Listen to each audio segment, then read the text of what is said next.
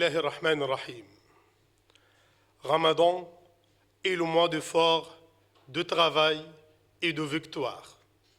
Louange à Allah, Seigneur de l'univers, qui dit dans son noble livre, c'est lui qui vous a soumis la terre. Parcourez donc ces grandes étendues, mangez de ce qu'il vous fournit. Vers lui est la résurrection.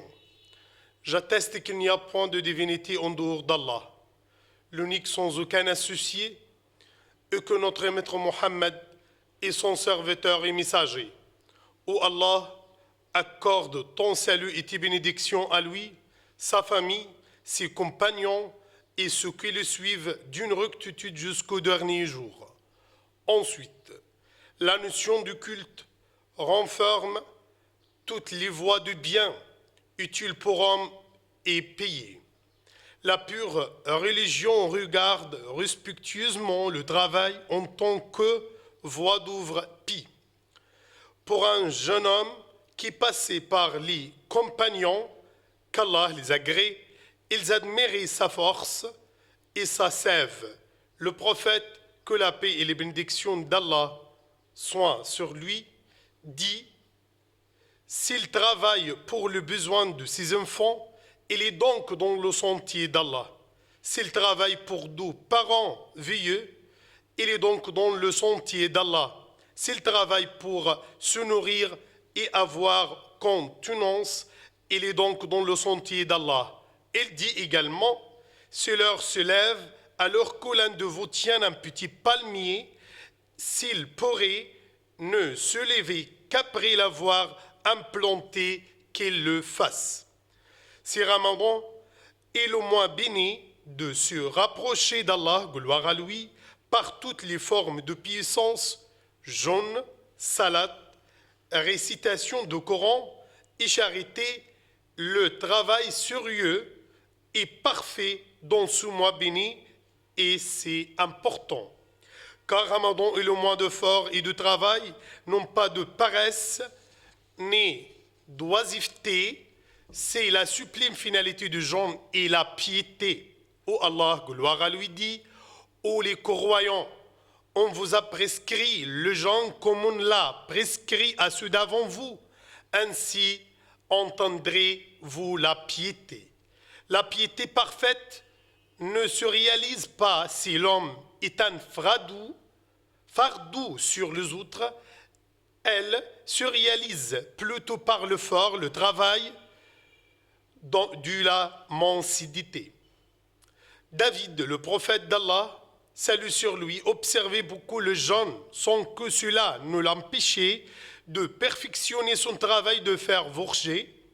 Allah, gloire à lui, dit: nous lui apprîmes la fabrication de coûtes de mailles avant qu'elle vous protège contre vos violences mutuelles. En êtes-vous donc reconnaissant? Notre prophète dit: personne ne consomme de manger mieux que celui qu'il gagnait de travail de sa propre main. David, le prophète d'Allah, mangeait de travail de sa propre main. Le prophète demande secours auprès d'Allah contre la paresse en disant: ô Allah, je cherche protection auprès de toi contre l'impuissance, la paresse, l'avarice, de la vieillesse, du supplice, de l'attente, de la sédition de la vie et de la mort. C'est l'autosurveillance et l'une des finalités de jeûne. Cela invite le jeûneur à rendre le doux de travail. Le travail est un dépôt à rendre. Allah, gloire à lui, dit: ô vous qui croyez, ne trahissez pas Allah et le messager. Ne trahissez pas la confiance qu'on a placée en vous. Le jeûneur qui se force dans son jeûne, sa salat et ses actes cultuels connaît qu'Allah, gloire à lui, le voit et l'observe. Il doit connaître qu'Allah, gloire à lui, voit son travail et sa perfection et l'a surveillé en tout. Allah, gloire à lui, dit: tu ne trouveras dans aucune situation, tu ne réciteras aucun passage du Coran, vous n'accomplirez aucun acte sans que nous soyons témoins au moment où vous l'entreprendrez. Il n'échappe à ton Seigneur, ni le point d'un atome sur terre ou dans le ciel, ni un point plus petit ou plus grand qui ne soit déjà inscrit dans un livre évident. Parmi les choses desquelles le jeûneur doit se soucier d'engager ensuite la consommation de licite pour que ses invocations soient exaucées, il doit connaître que s'il est rémunéré sans travailler, il mange donc de licite. Contemplant l'histoire islamique, on réalise qu'au Ramadan, il y a le moins de victoires dans la bataille de Badr où Allah fait triompher ses serviteurs croyants dans un combat décisif entre le vrai et le faux. Nonobstant leur petit nombre et leur équipement limité. Allah, gloire à lui, dit: Allah vous a donné la victoire à Badr alors que vous étiez humiliés. Craignez Allah donc, afin que vous soyez reconnaissants. Lorsque tu disais aux croyants, ne te suffit-il pas que votre Seigneur vous fasse descendre unides 3 milliards d'anges? Mais oui, si vous êtes endurants et pieux, et qu'elles, vos ennemis, vous essayent, immédiatement votre Seigneur vous enverra en renfort 5000 anges marqués. Et Allah ne le fait que pour vous annoncer une bonne nouvelle et pour vous, cœur sans rassure, la victoire ne peut venir qu'Allah, le puissant, le sage.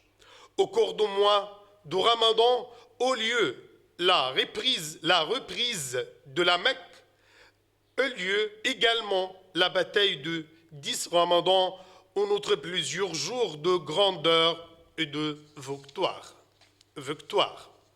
Louange à Allah, Seigneur de l'univers. Que le salut et les bénédictions d'Allah soient accordés au dernier des prophètes et messagers, notre maître Mohammed, à sa famille et à tous ses compagnons. Le 10 Ramadan eut lieu la victoire de 6 octobre, le jour de la reprise de la grandeur de la fierté nationale. La victoire glorieuse a donc lieu au cours du mois de juin, de veilles cultuelles, du Coran et d'invocations en faveur des forces armées. La source de sécurité pour défendre la religion, la patrie, le sol et l'honneur, le courage du soldat égyptien et son sacrifice dans le sentier de sa patrie se manifestèrent ce jour-là. Les braves forces armées sont encore la cuirasse et l'épée de la patrie. Qu'Allah garde l'Égypte, chef sage, peuple généreux et braves forces armées, qu'il fasse que les jours d'Égypte de grandeur, de victoire, de progrès et d'épanouissement. Ô Allah, préserve l'Égypte et ses habitants contre mal et prends-la dans votre paix, sécurité et préservation jusqu'au dernier jour.